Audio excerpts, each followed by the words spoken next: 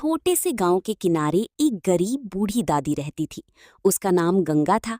उसका कोई अपना नहीं था, न घर ढंग का, न खाने को भरपेट रोटी। हर दिन वो पुराने खंडहरों के पास से लकड़ियां इकट्ठा करती और किसी तरह अपना पेट पालती।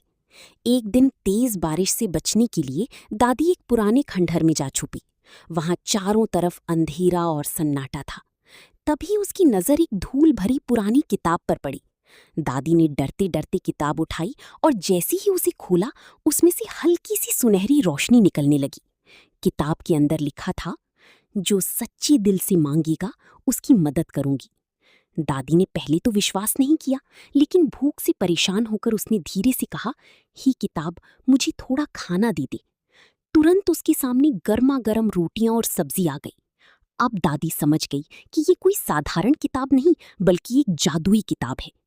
कुछ दिनों तक दादी अपनी जरूरत भर ही चीजें मांगती रहीं, लेकिन एक दिन गांव का लालची सेठ उस किताब के बारे में जान गया। उसने दादी से किताब छीन ली और बोला, अब मैं दुनिया का सबसे अमीर आदमी बनूंगा। सेठ ने किताब खोलकर सोना चांदी मांगा, लेकिन किताब से कुछ नहीं निकला।